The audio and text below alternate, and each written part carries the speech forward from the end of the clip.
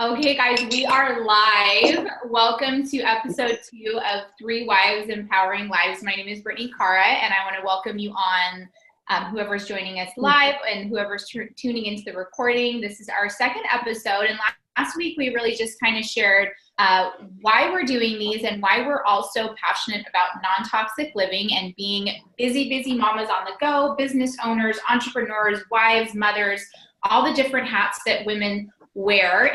And how do we stay balanced in our home environment, in our mindset, in our bodies, and just really sharing tips that work well for us. And everybody lives their life a little bit differently. So what we hope to inspire you today is just some simple tips of getting out some of the toxic stuff that you might be using daily that maybe you didn't even think about. Maybe you didn't even realize that it could be a potential health risk to you, or maybe you're just so overwhelmed of feeling like you have to change everything at once.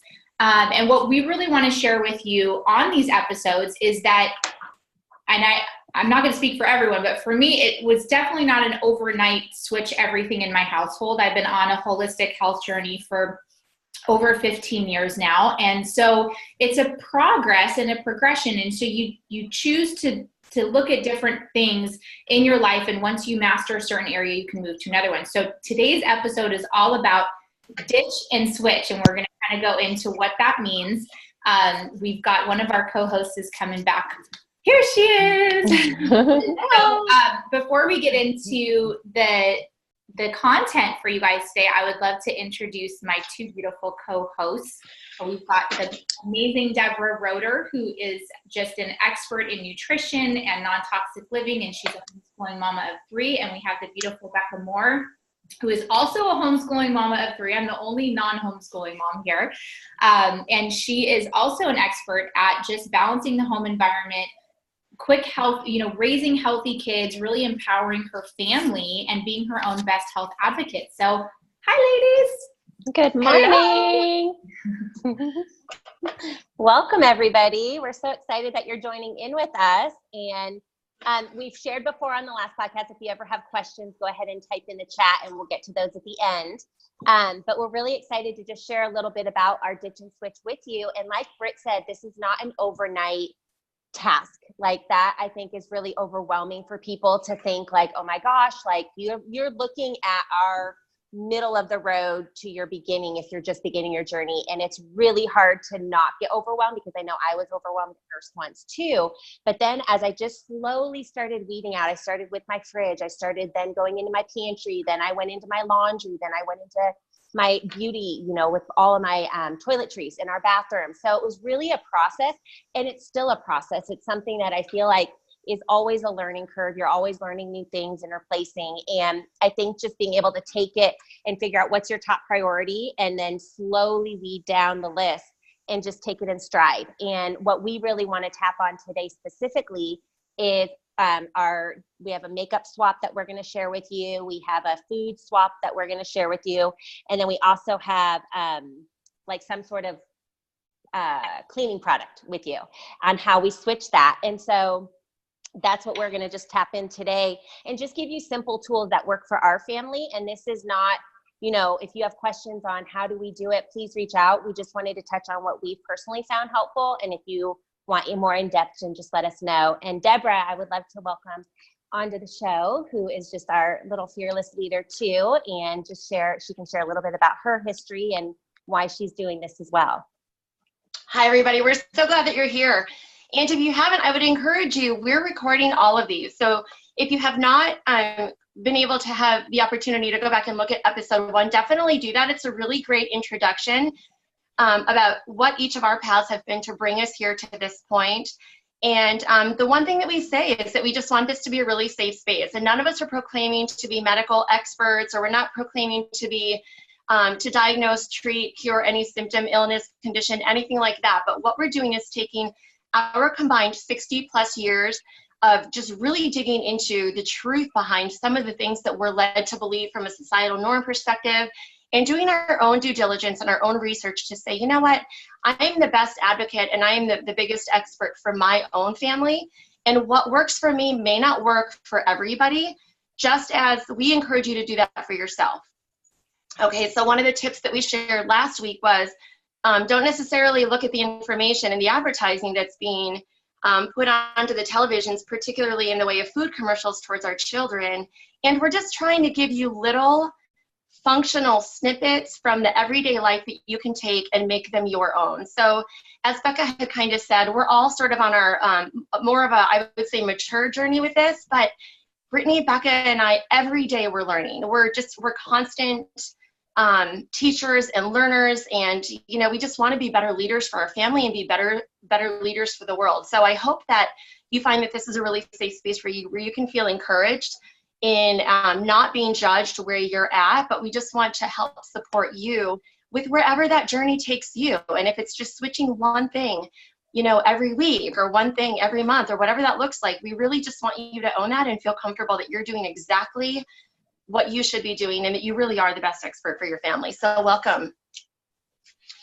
I am so excited about this. And as a side note, we're keeping it real here today, you guys. So we're hopping on. And meanwhile, I'm thinking like like this scatterbrained homeschool mom and running different businesses and stuff. I'm thinking like, okay, I'm covering one category and the girls have the other two categories. So I just popped downstairs and it was so easy for me to just like pick a couple things out. So I'm really excited to see how this goes, but it's just sort of a behind the scenes perspective. We don't have it all together. So even though we may appear to be pulled together at times, there really is a whole sort of backstory behind that. So why don't we, I think we should go in alphabetical order. I'm just saying, Becca, why don't we start with you? You want to bring it on? Sure. And I love how Deb totally kept it real, because I'll be honest, we are kind of just flying by the seat of our pants this morning, as my kids literally lost my notes on this topic that we had planned. So anyways, I'm just going to keep it real and share something that personally works for our family. When I love a glass of wine, like everybody loves a good glass of wine. And I just, over the years, as I've learned how it's not completely the best thing for you, it's super toxic, lots of sugar, all of that. So what I've slowly done is just shifting that into kombucha. So instead of having wine every night, I've swapped it with kombucha. And if you're not having kombucha or you're not familiar with kombucha, it's a fermented tea full of probiotics and vitamins, and it's bubbly. So it kind of curbs that whole like having to have a cocktail. And there is less than 0.05% alcohol in kombucha. But I actually brew our own. And so it's really fun to be able to add different flavors to it and kind of get creative. And you can also add it with, mix different things like LaCroix or something like a sparkling water if you want more bubbles. But that's just been something that's been an easier swap for me. And it leaves me feeling good rather than, having to have that glass of wine every night. And I'm not saying wine is a bad thing, but for me personally, it was just a switch that I slowly started switching, not even intentionally. I just slowly started shifting it. And I found that I was feeling better having my kombucha every night than having that glass of wine. So that's just something that was super easy for me to switch. And again, if you don't know what kombucha is, it's really delicious, and it's a bubbly fermented tea, and there's a bunch of different flavors nowadays. But that was my my swap for foods, drinks. And I'll pass it over to Britt to share her first one. So I have a question, Beck, because we brew our own too, but my husband does it. And so I am not a kombucha brewing expert. So what would you say for somebody that's brand new, that's never brewed kombucha before? What is the first thing that they need to look into getting so that they can actually do it in their kitchen without it being just like a super hot mess? Right. We need a SCOBY and all that stuff. So do you want to just go over maybe like the top 3 things that you would need to have in order to brew your own kombucha? Because I know for me, it was, even being holistically minded, I was like, how do I even start this thing, Yeah, no, totally. Great question. And it's a little overwhelming because it seems like an intense process, but it really is not. And I actually got into it just because I was purchasing it all the time. And I was realizing how much money I was spending on kombucha just every week, because my kids drink it too, and my husband. So it's super simple. You have the 3 things that you absolutely have to have is a 1-gallon glass jar. You want to do it on glass, not metal, because then it messes with the fermentation process.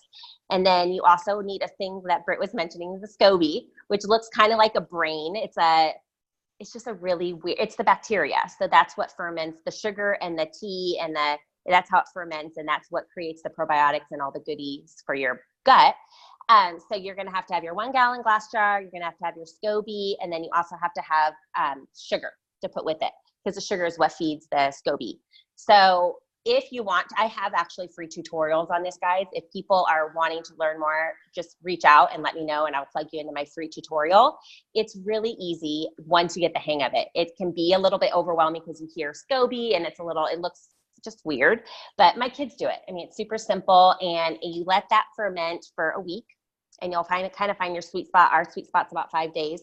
And then you just can create a second fermentation, and that's adding your flavors. So it's really it's a great science project if you have kids, but it's also just a great, way to kind of figure out how you like your kombucha, because home brews are so different than store-bought. And if you've ever tried kombucha at the store, there's totally different brands. So you might have 5 different brands on the shelf and they taste completely different from one another. So just a fun thing to experiment at home. And it's really, really easy once you get the hang of it. So great question. So fun. Love it. Okay, so I'm going to share mine. I guess we're going to start with foods, and then we'll go down cleaning products and beauty products. So I'm just pinning each person's video, so then if you're watching the playback, you can see really clearly. So my ditch for this week was, I know that a lot of moms struggle with energy and mental clarity. I know that that's huge for moms and for women because we're doing so many different things. And personally, I coach a lot of women through health programs, and the number one thing that comes up is energy and mental clarity. Feeling that mommy brain fog is a real thing. And whether you're pregnant or nursing or your kids are older, I feel like mommy brain fog can follow you for a lot longer than you might have expected it to follow you. And there's a lot of things that can happen with that. It could be a sign that your body's really toxic and you need to detox, or it could just be that your body is tired just from being a busy parent and running in circles a million times a day. So a lot of people turn to Starbucks or 5-hour energy shots or really toxic, sugary, caffeine-filled drinks. And so my tip for you today to swap out, I'm going to share with you one of my absolute favorite products. And I know that I'm going to speak for both the girls. I know that Becca and Deb are also obsessed with these. I personally cannot live without them. But it's a healthy alternative to a 5-hour energy drink, but it is full of adaptogenic herbs, which I'll explain what that means in a second. And it's green tea and yerba mate is where the caffeine is sourced from. So it's actually a plant-based caffeine. So it's less acidic to your body and it's less harmful to your gut than drinking, a pot of coffee. And if you're a coffee drinker, you can still enjoy coffee. I actually had a little cup of organic coffee with a girlfriend this morning. And so we'll probably get into coffee and creamers and stuff in another episode. But I see a lot of people buying those cheap 5-hour energy, they stop at to fill up a gas tank and they go in and grab something, or they're just running to Starbucks. And while those things might seem like they're super convenient, going to Starbucks a couple times a day or grabbing those things, they can be super expensive. So if you're looking to lower your food bill, I would really encourage you to look at how much you're spending on these extra drinks, or if you're a soda drinker, that's a huge issue too. But I absolutely love these. And this is part of the wellness company that actually Deb and Becca and I are all affiliated with. But it is full of adaptogens. And I want to talk about adaptogenic herbs for a minute, because I believe that adaptogens are so powerful for women. They're great for men too, but specifically for moms, you don't want to have them when you're pregnant or nursing. So you have to be done with that stage of your life to be able to enjoy adaptogenic herbs.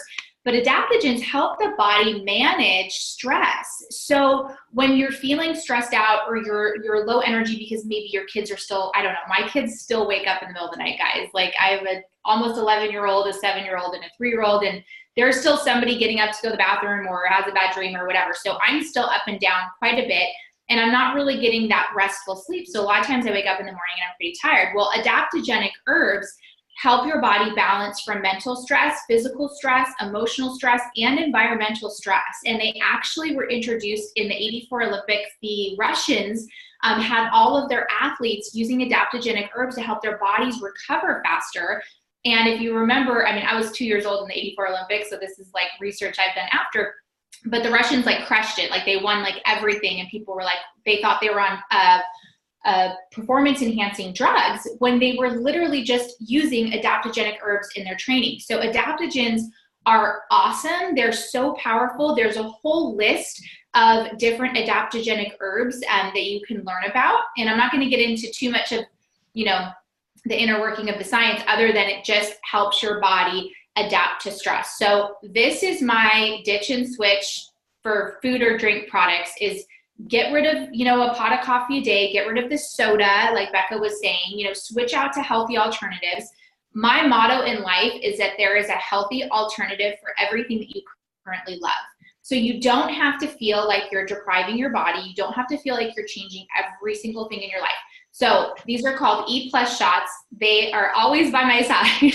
I usually carry one in my bag, in my purse if I'm out and about, and they don't make you jittery like a coffee or a highly caffeinated beverage, and you don't crash after. That's one of the main things. You don't jolt and crash. It's just a stable mental clarity and energy that you're getting from the adaptogenic herbs, and it's so powerful. And I get so many text messages from ladies who incorporate this into their healthy lifestyle, and they're like, oh my gosh, those E shots are the bomb. Like, how did I even survive without them? So I call them my mommy shots. They're delicious. They come in different flavors. This one is actually lemon lime, and I like them a little bit chilled. And if you really want to get fancy, you can actually combine it with like a sparkling drink, like Becca was saying, like a LaCroix or something, or a sparkling flavored water. And it is like the most delicious pick-me-up drink in the afternoon. You could put it in a champagne glass if you didn't want to like drink alcohol or whatever. You can have that as a little boost. And it's just really nice. And it's so healthy for your body, which is always my goal too, is how do we get the desired, results that we want, but also maintain non-toxic balance in our home. So that's my ditch and switch for food. Deb, I'm going to throw it over to you, and I would love to hear what you have to share today. I love it. And I've got mine next to me. I've got the raspberry flavor, and this literally came out of my purse, you guys. I've been traveling with it, and I haven't needed it because we've been in New York for the weekend, and there's so many good coffee shops there that I haven't needed my E+ shot. But it really is a lifesaver. Question for you girls. Have you ever tried the E shot with alcohol? I haven't, but I'm curious about that. No, I've never thought of that.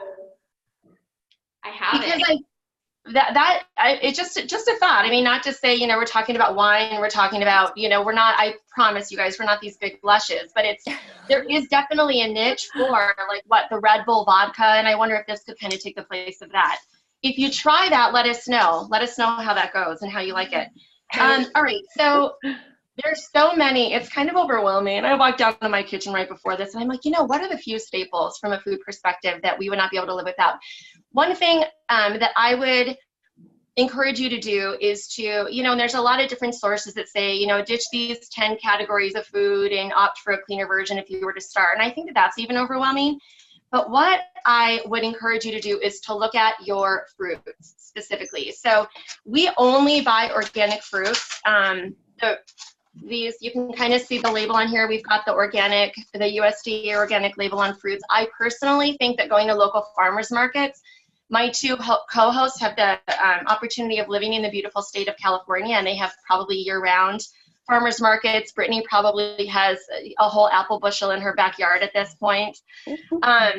We don't have that on the East Coast. So we unfortunately we can't depend on our farmers markets year round. But conventional fruit, you guys, is laden with pesticides, and particularly fruit that does not have an outer shell on it. So a pineapple, a cantaloupe, things like that have a thicker shell, I would not be as concerned about if you bought conventional.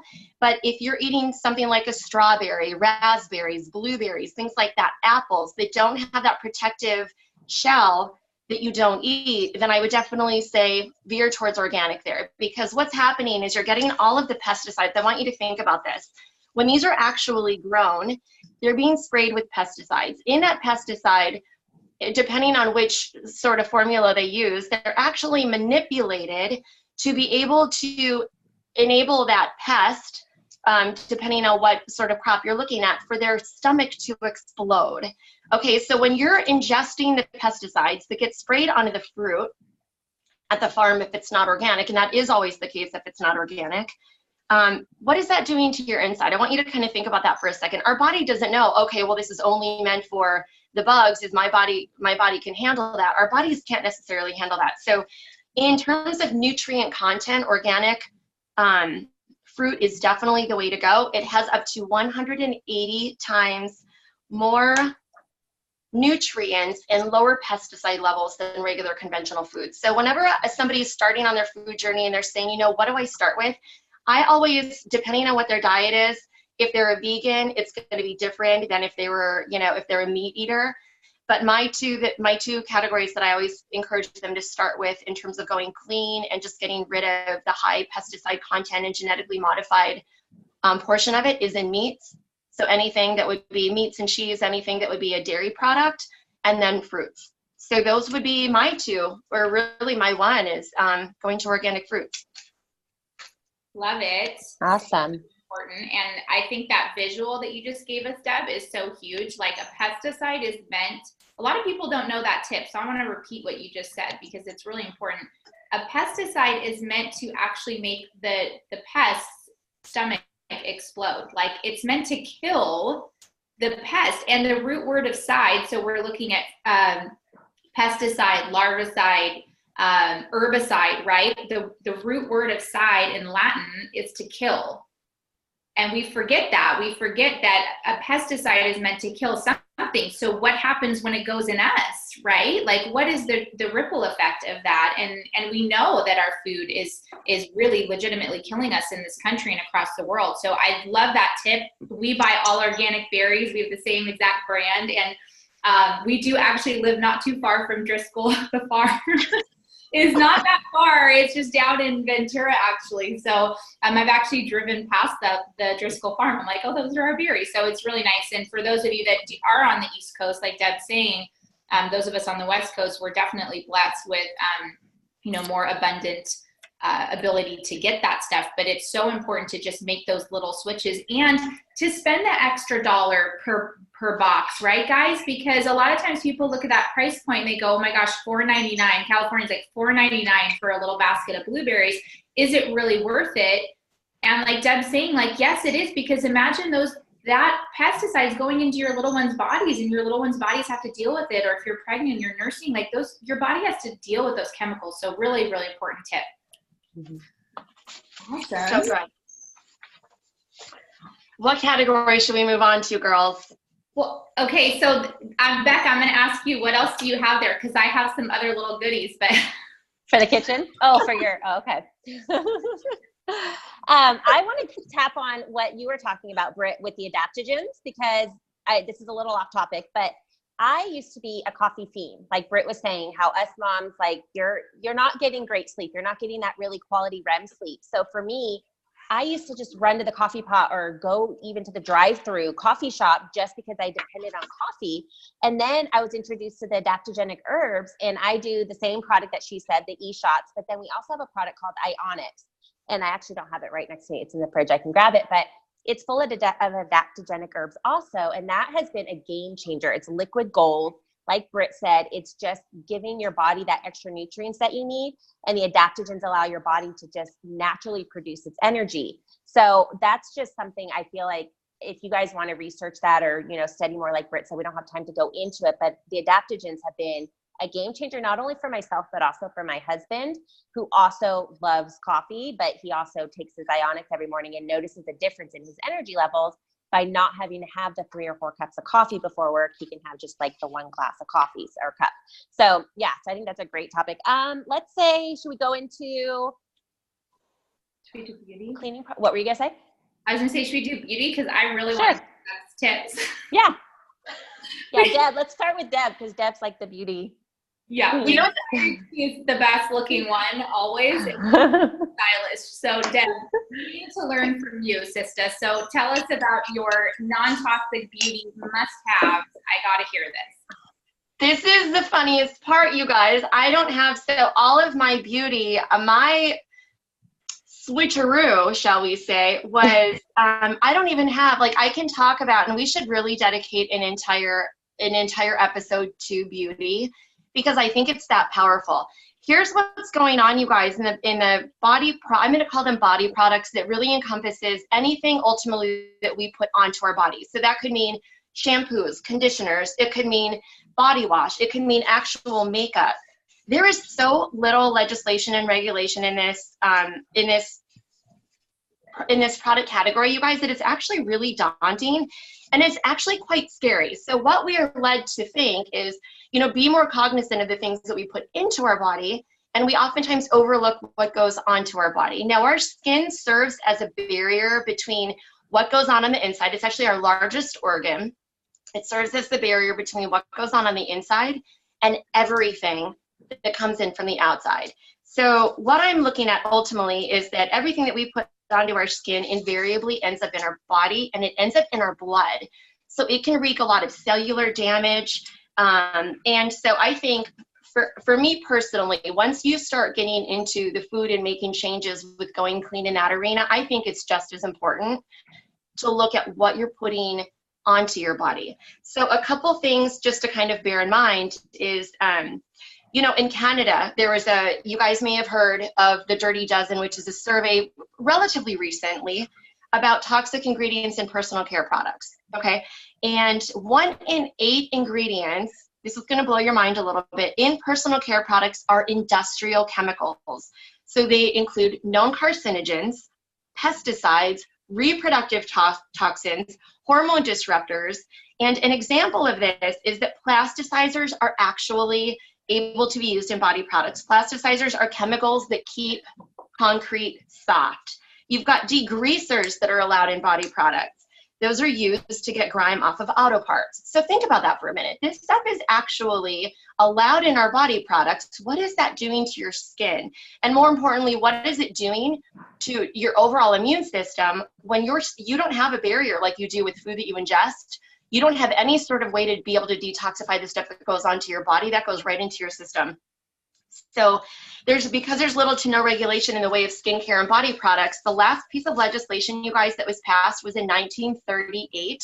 That was a 1-page document. This is a total free-for-all. So it is really important. Now, I'm a big fan of, there's a couple of different makeup products that I use personally. I actually don't have them here to show you, although I could grab my makeup bag and take another hour to go through that. But I'm a big fan of Beauty Counter. Now, the only thing with Beauty Counter, they have limited a lot of the ingredients. So they've banned, I don't even know, it's like hundreds of ingredients that they don't use. And I love their products. They go on really beautifully.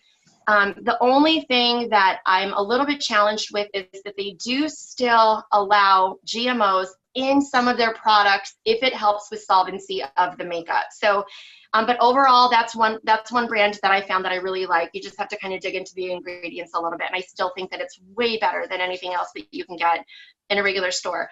What I'm going to get into though, and I've got all these products sitting in front of me, but I think what I'm going to get into is, don't laugh. Primal Hip Paste. Yeah, baby. Yeah. And you know what's so funny? I can do that and I don't even feel like intimidated about it. All right, aluminum. Get the aluminum out of your deodorant now. Do it. Just do it. Aluminum does not belong in our body.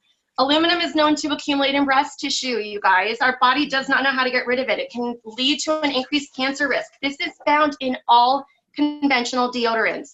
I have probably spent hundreds of dollars between my husband and I trying to find a deodorant that doesn't prompt us to smell like a sewer on a 110-degree day, and one that doesn't, just make us feel ick throughout the day. This is the one that I found, you guys. I swear by it. I think it's incredible. They have, orange creamsicle. I'm not suggesting you go around and lick each other's armpits, but it's really, really good. What's in it? The brand? It's Primal Pit Paste, right? Primal Pit Paste. Yes. Does your husband like it too? He loves it. It's the only one that we use. And I'm kind of freaking out a little bit because over the weekend, my 9-year-old told me that he needs to use deodorant. And I actually smelled his armpit. And I'm like, you totally do need to use it. When did my baby grow up?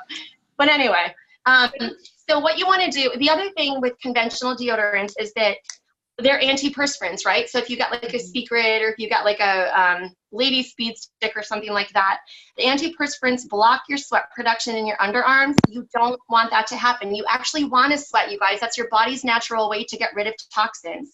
So it's going to help support proper immune function. It's going to help prevent diseases relating to toxin overload. You do not want an antiperspirant in your deodorant. So in looking at the price, right, because that's another thing that always comes to play with going clean, this little jar, this is it takes us months to be able to use this because all you do is take a little dab of it and then you just, I know it seems kind of funny, but it's just like a little gel and you just put it onto your onto the pit. Works up to 24 hours, but this little jar is $8.95. Okay, so you can get that Whole Foods. You can get that even at a lot of conventional grocery stores. But there's no aluminum. There's no parabens. There is. It's used with non-aluminum baking soda to neutralize your body odor. Organic coconut oil and shea butter, so it moisturizes and soothes the skin, so you're not going to be itchy and it's not going to be really dry. And then organic arrowroot powder, which makes you feel dry while your body naturally releases toxins. There's essential oils that are used to fragrance all of these. There's also an unscented version if you don't want to smell like an orange creamsicle, which, I mean, I don't know why you wouldn't want to smell like an orange creamsicle. And a thing of Secret is about $4. So is it more expensive? Absolutely. Is it worth it not having that aluminum in your body to wreak havoc on your reproductive organs and hormone disruptors and carcinogens? I mean, I think it's worth the $4 or $5 extra. Well, that's it. Awesome. Cancer lately, because cancer is super expensive. So when people are like, oh, it's expensive to be healthy, well, it's much more expensive to be sick. And for the $4 extra, you're protecting your girls in this region, and you're also minimizing a lot of other, like Deb was saying, hormone disruptors. And Deb, I love what you just shared. It's so brilliant. I wanted to just add one tip, because when I learned this, I was like, oh my gosh, like this is so crazy. When we're talking about, like you said, your skin's the largest organ in your body, everything that you put on it circulates, right? Did you guys know that depending on your system and your body weight, whatever you put on your skin will actually filter? Your liver has to deal with it anywhere between 15 minutes to an hour. That product, whatever you just put lotion on your hands, your pits, your face, will actually filter through your liver within about an hour. And when I learned that, that kind of blew my mind, because people feel like, oh, it's on the outside, it's not going on the inside. It is, because your skin's absorbing it and then it goes into your bloodstream, and your liver has to deal with everything, the pesticides from the berries and the aluminum from the deodorant and all of that stuff. So that's just a huge, huge tip, Deb. Thank you so much. Yeah, thanks, Deb. That was great. And it's hard to find an all natural deodorant that works. So it's nice to get a few tips. And the jar one, I at first thought that was so bizarre to try a jar one, but I sometimes prefer the jar one. I feel like it lasts longer because you can control how much goes on and it's not getting on all the sides. And so I felt like my jar ones went better, but finding a men's one was hard for me. My husband uses the Schmidt's one right now and he likes it so far, but I'll have to have that one try for him too. We like Schmitty Pitties too. Yeah. We call it Schmitty Pitty, and we like the Schmitty Pitty. Yeah. Good. I think it's good to alternate, and sometimes you might find, especially as your kids start going through puberty and stuff, which we're in that phase with my oldest, hormones might change. So you might, try to alternate a little bit, which is really, really great. Mm-hmm. Beck, do you want to go? Do you want me to go? Sure, I can go ahead. So mine goes kind of in line with what Deborah was saying. I've had a really hard time finding clean makeup. I actually tried to start going makeup free a while ago, about a year ago, actually, just on days that I wasn't, going to be behind the camera or just wanting to let my body just detox all of that. And I found that it took a long time for my skin tones to reacclimate and just to kind of even out.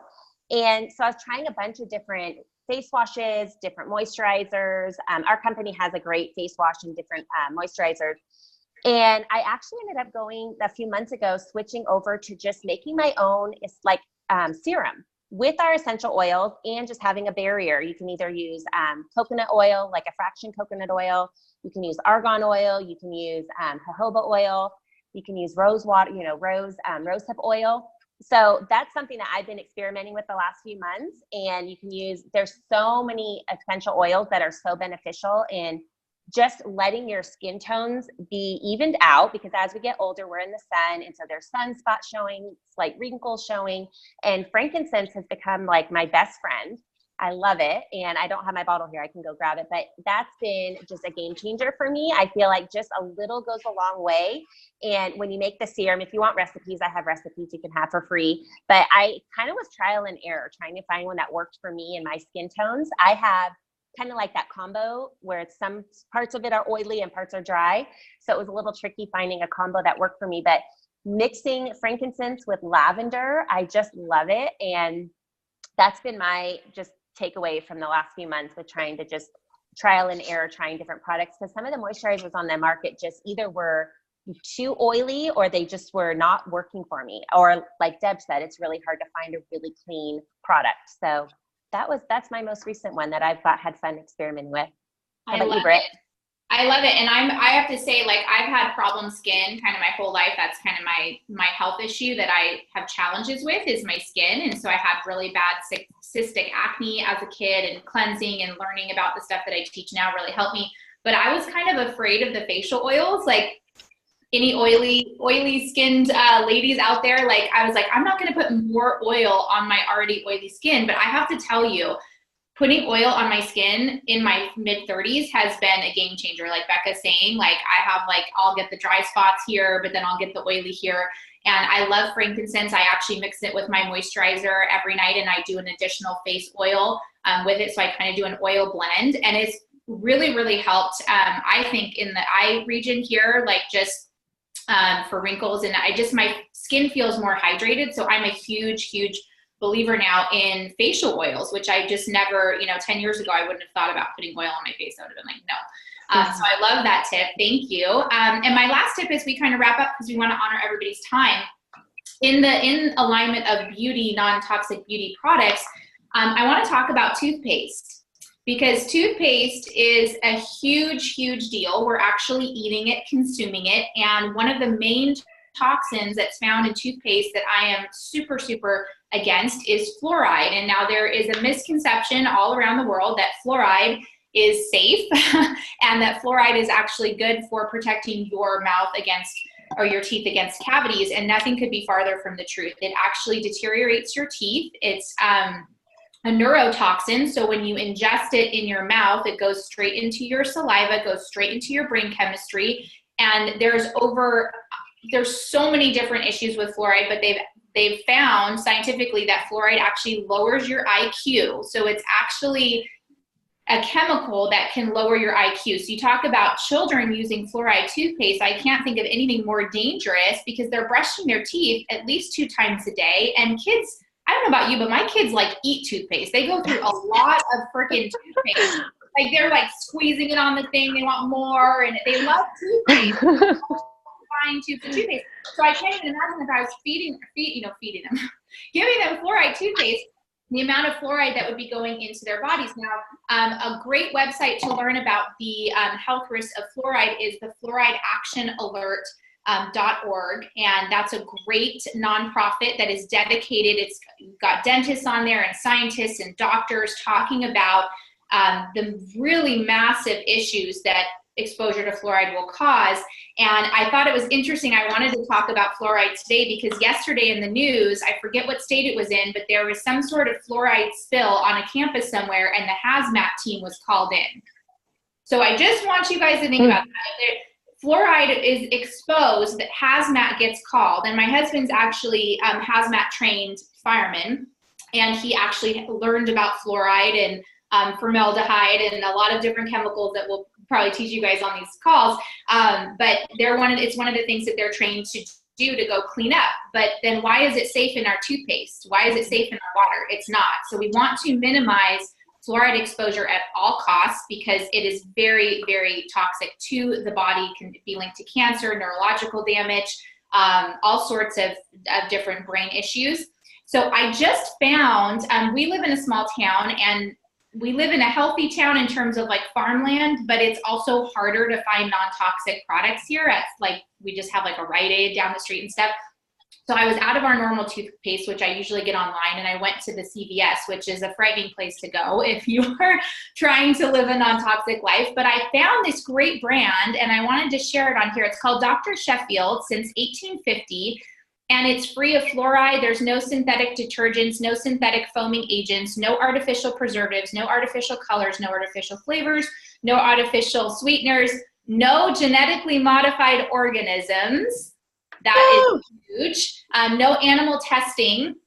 And it is one of the best natural toothpaste I've ever used. Now, if you've been in the natural toothpaste, if you've been a natural toothpaste connoisseur for some time, you'll know that some of the natural ones, like, they don't foam, or they feel kind of dry, or you feel like I at one point I ordered something and it was literally like sand. My husband's like, really, babe, can we swap this one out? This one's not working. And we've done the activated charcoal and all things like that too. But this one has a delicious taste. My kids are already, look at like half the bottle's already gone because they're probably eating it. And I just thought it was a great addition to your non-toxic living kit. So I'll show it close up to the thing here. Dr. Sheffield's, there's a little man on the front.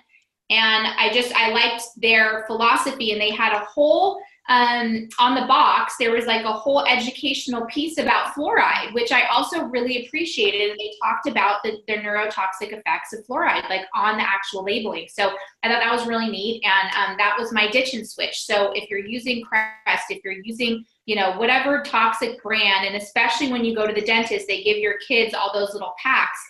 Those things go straight in the trash at my house. We don't use any sort of mouthwashes or toothpaste with fluoride. So if you're still using fluoride toothpaste, I really encourage you to ditch and switch that out. You're going to be minimizing your toxic exposure along with the other amazing tips that the ladies shared today. So that's all I have for you guys.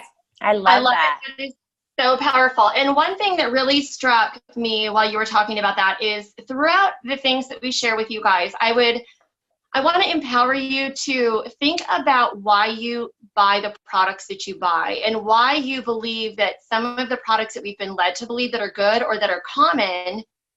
See, a lot of these things are common, you guys, but they're not necessarily normal. We've been led to believe, it's sort of ingrained for us to believe that fluoride is good for our kids. But when you start digging into what fluoride is, and as Britt said, her husband has direct, it's like it's a hazmat gets called in, right? Because it's a neurotoxin, and there's something that I want you to kind of correlate what this chemical is and why is it allowed into the body of our children and why is it allowed into our bodies. And I'm not going to go down that rabbit trail right now. We will get into different segues of that, certainly, but just be thinking about why you purchase the things that you purchase and really sort of digging into some of the ingredients and saying, maybe there's something else behind this that has never been exposed to me. And just really taking the initiative to be able to dig into that a little bit deeper. And your eyes are going to be certainly open through the process. So thank you for that. That is incredible. Love it. Absolutely. Well, awesome, guys. We want to honor your time. We're at the 45 mark here. So does anyone have any questions that they would like to ask? I know Twanna's on. Twanna is such an amazing non-toxic living mama. If you don't follow Twanna Coleman, you absolutely should. I just saw her a couple weeks ago making her own lotions in these big vats, these big glass jars. I was so proud of you, Twanna. So she's always educating and inspiring other moms with her non-toxic tips as well. But are there any questions on the line before we close out? You guys can type them in the chat.